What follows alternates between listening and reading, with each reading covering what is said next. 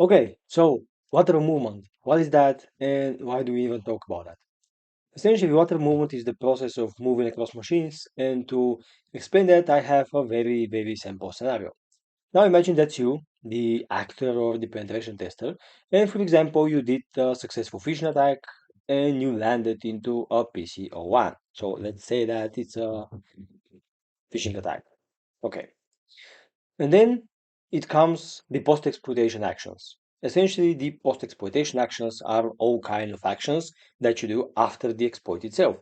And in that case, if the exploit is the phishing attack, then the post-exploitation is everything that comes after, which essentially means one, establishing persistence, two, privilege escalation if possible, and three, of course, is the lateral movement. Now, in that case, I'm going to speak about only about the lateral movement. We're not going to dive into anything else in between. So, in that case, let's say we focus only on that.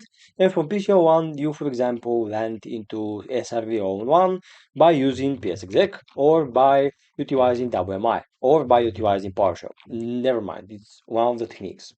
Then from the server one, you find another vulnerability, let's say unconstrained delegation or resource-based constraint delegation, or you find credentials or anything in between, and you land in here in server 2. And from server 2, let's imagine that's a threat. And from server 2, you find another attack vector, and for example, using let's say Psmapexec, you go into the DCO1. Now, this is just a very simple example, but it demonstrates what's a lateral movement. And our idea here is to showcase a few techniques for lateral movement and showcase how they are implemented with various tools such as Psmapexec and their alternatives like CME, NXE, and essentially the Impacket bundle. Okay, so to start things off, I have loaded up my environment. There we have the PFSense firewall in order to make it more realistic. Then we have the main controller. We have a client or one machine which mimics a desktop client. Then we have a B-box, a vulnerable server. And then on that server, or beside that, we also have the Kali machine and then also the SQL01, which is another server of my environment. Now I've did my lab to make a realistic mimic of real life scenario, and essentially from outside web, you cannot pretty much access anything rather than the firewall, and that's how things usually are. Now, there are several ways on how you can achieve lateral movement. And one of the ways is actually via direct exploitation. Now, what I mean by that is essentially when you go to, for example, an internal network. And on that internal network, I always like to scan what servers are there. And if I find specific web applications, I always target them because, on internal networks, web apps are often not secured. So here I have an example of that. Here is my bbox application, which has a lot of bugs inside, and one of the bugs is Drupal. So in that case, I can see it's Drupal installation. I can search for it for Drupal 7, then get the Drupal 3 or Drupal 2, or use MSF Venom, MSF console, sorry. So sudo MSF console. We're gonna now do search Drupal. If of course if I not make a typo, search Drupal. There it is. We can use the second one, which is the ID one. So use one, show options, and then just stick out with the defaults and just specify our target. So in that case, our host is going to be 172.60.60.61, I believe. Yep, there it is. Then our port is still 80 because we're not seeing that secure connection. So we're going to communicate over the default web port. Then we have the target set target URI to be Drupal, and that should be it. So if I run here, run or exploit, essentially I should be able to compromise the machine. Now that's one example, and here I want to pinpoint how important it is to don't underestimate that.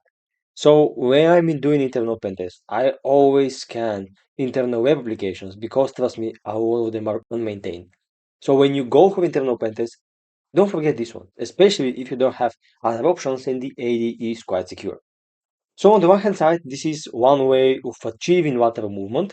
This can be applicable for Windows systems, for other kind of web apps, but essentially the exploit path is the one option we have.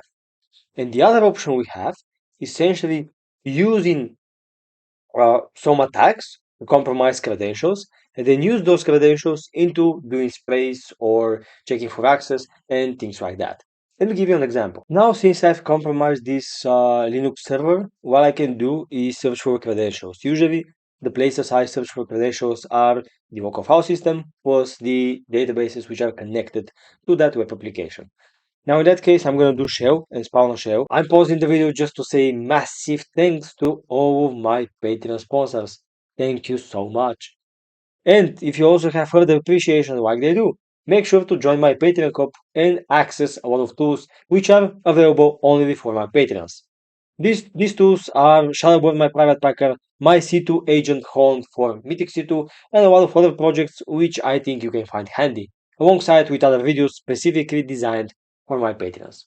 Thank you so much for being part of that, and moving on. And I can have various tools from the shell. One can be Limpies. I'm sure there are also alternatives to that, but I'm quite happy with the Limpies. So in that case, I did the shell. It says that process 7320 is created. However, you don't see a prompt, but most of the cases you don't need a prompt. And keep in mind that a lot of exploitations are kind of unstable, and the shell you have is also sometimes kind of stable. So in theory, if I do my, as you can see, it works.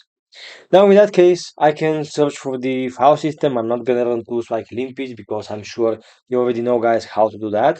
But essentially, when I search for credentials or on Limpies, I'm gonna run into the temp folder. Inside this temp folder, I have a file called test.txt, so I can cat test semicolon txt.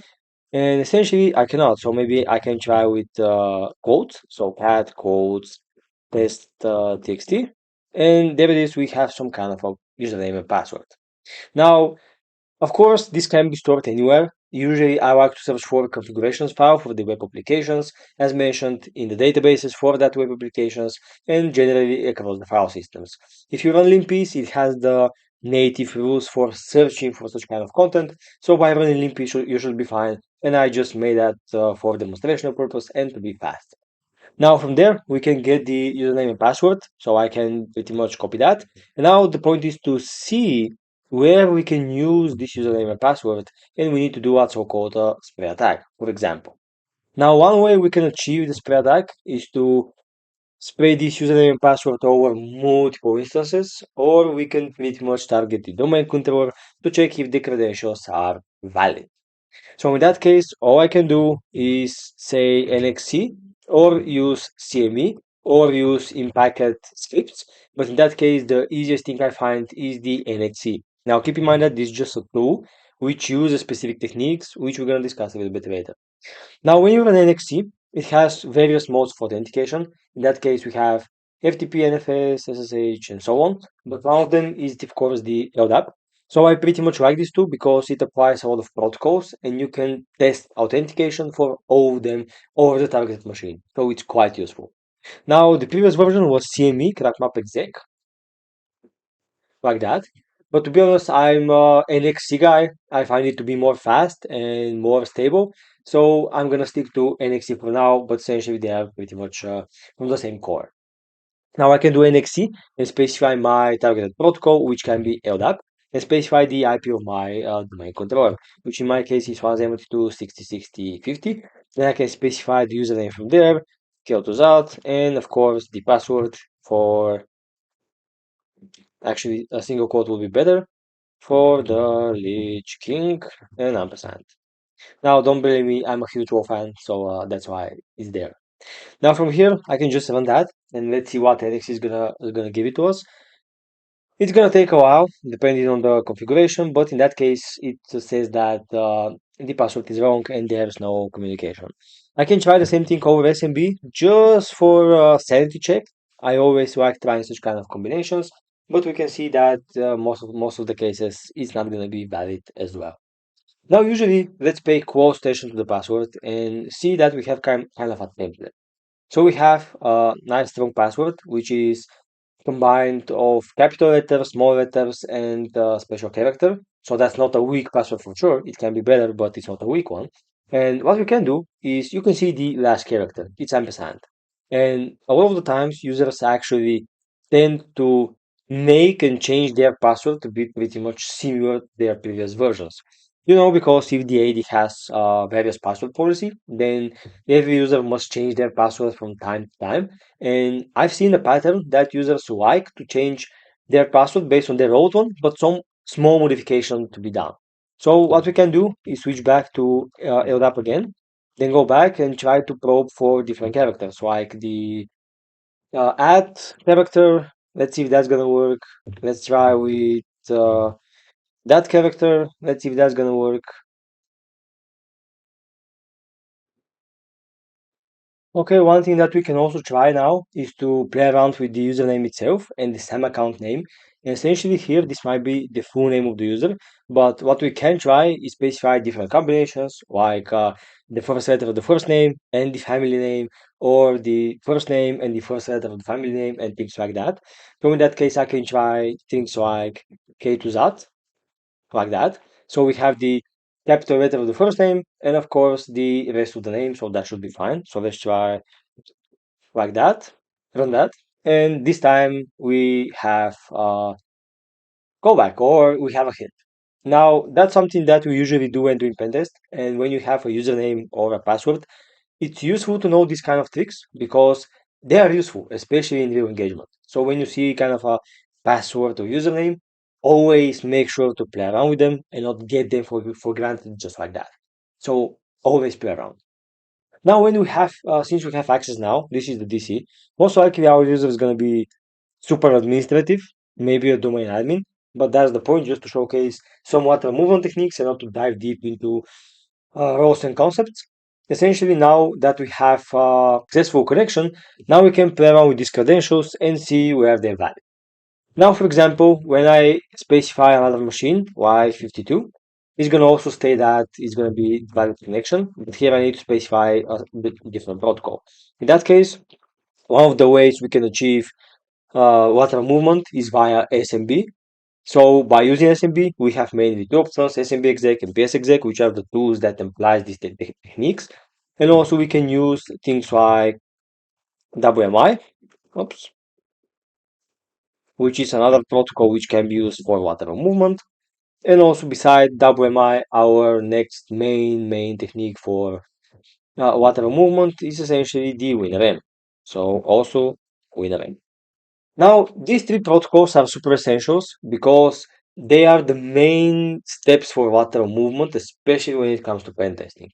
Now, of course, when you're doing red team, you have to be a little bit more careful with them because, trust me, they leave a lot of signatures, and especially if for red teams, they must be modified. So, for example, the tools we're going to use for red teams is 100% needed for the tools to be modified. So let's showcase how to pretty much do that. Now here the NXC has its own modules for doing lateral movement and for running commands. For example, if you go back to the SMB part, I can do -X and specify a command, and this is going to execute the command on the target system from mine using the credentials I provided. Now this can be useful into executing, let's say, download and execute, or download and via PowerShell and execute.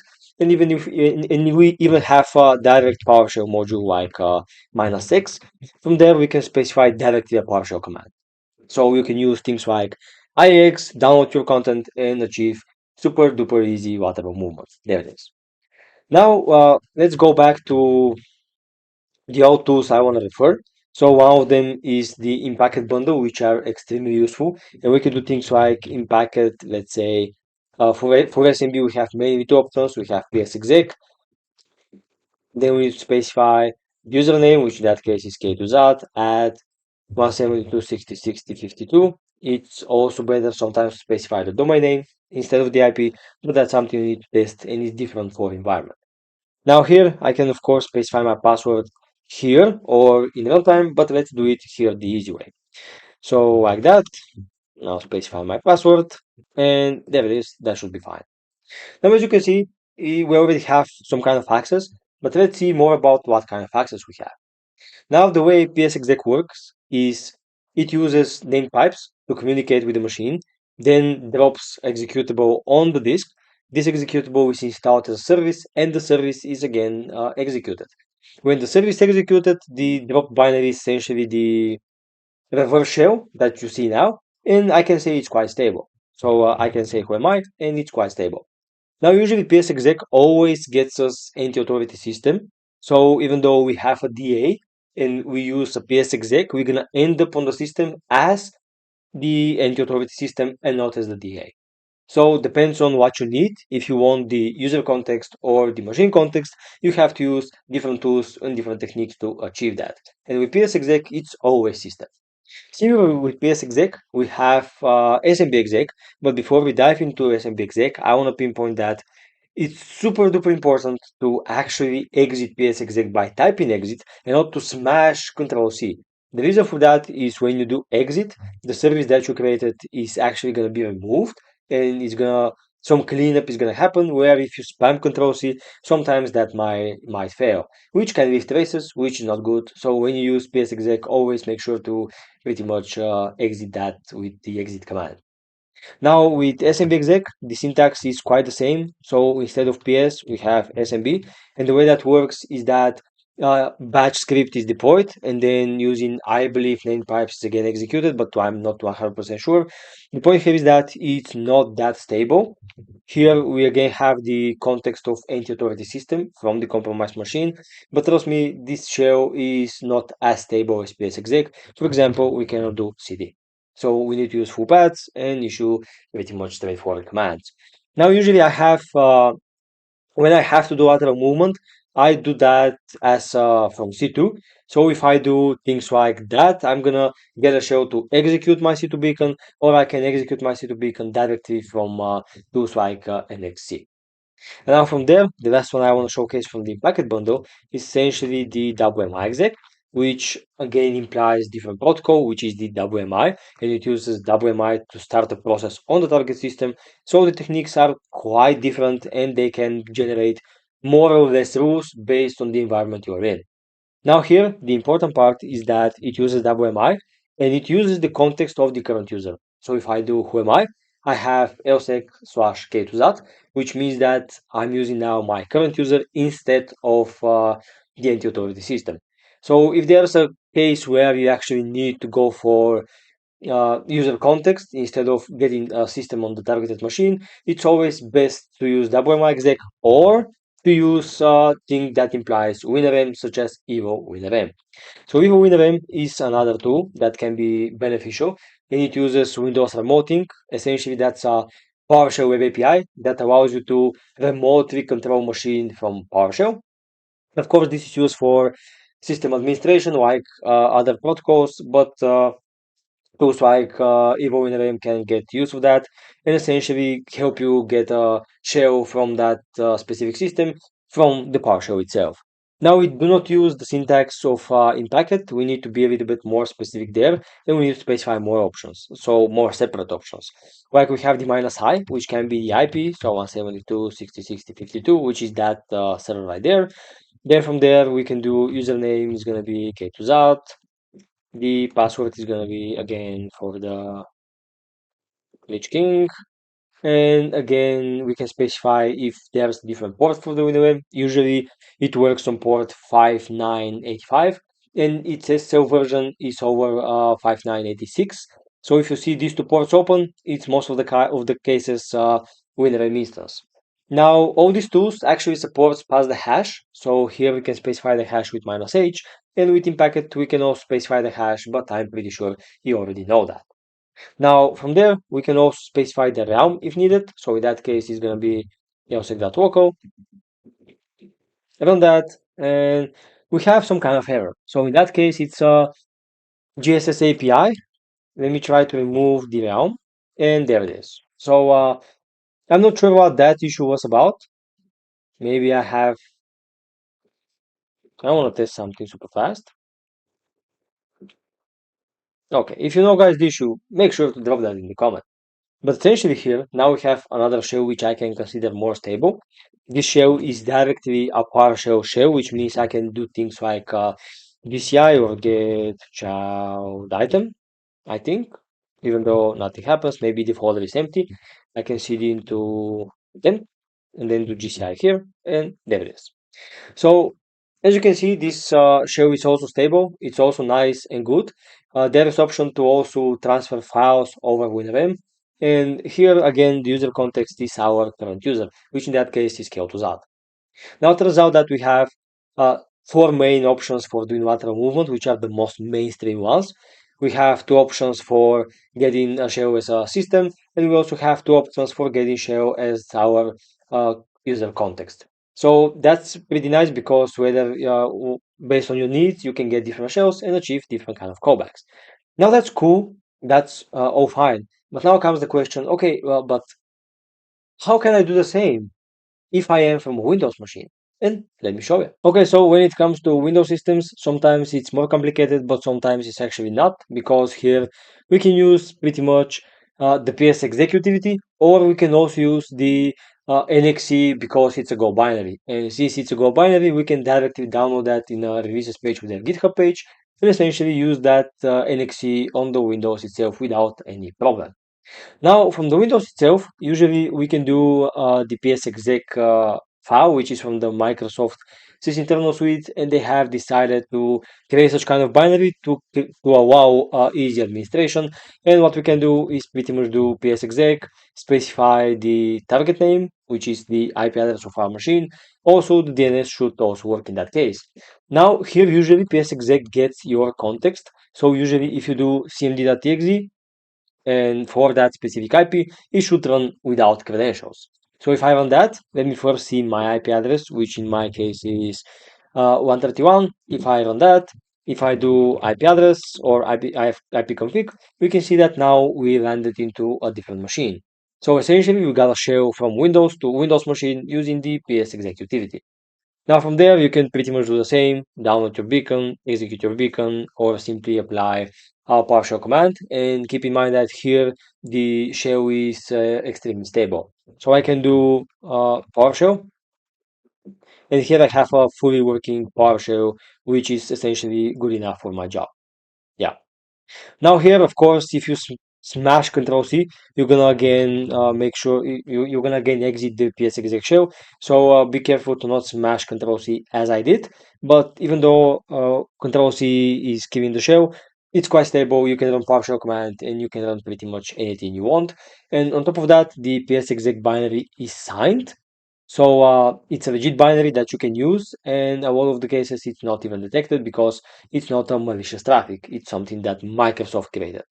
Now, in a lot of organizations, there is actually rules for that can detect PSexec activity, which can be investigated. But in a lot of cases, there is none, so it depends on the environment. Besides the NXC and essentially the PSexec utilities, I decided to showcase one more tool which I find super nice, and that's the Psmapexec. So essentially, that's the Windows alternative for NXC based on PowerShell. So that's a PowerShell script which makes it first super easy to import. So all you have to do is run a single command and you're gonna have that script imported in your memory. So pretty much should be fine. Also, you're gonna need, of course, for most of the environments, you're gonna need AMSI bypass. But if you bypass AMSI, then you can for sure import the script and work as normal. Now, this script also is nice because it supports many stuff. It has a lot of modules for LSA, SAM dumping, SCCM exploits, Wi-Fi, WinSCP, and a lot of stuff. Also, the protocol it uses are, of course, LDAP, IPMI, we have MSSQL, RDP, SMB, so we can spray that. Session Hunter for check access and run commands. We have VNC, WinRM, and WMI. Essentially, all the things we've discussed before, all the techniques, but imported and applied in this specific tool.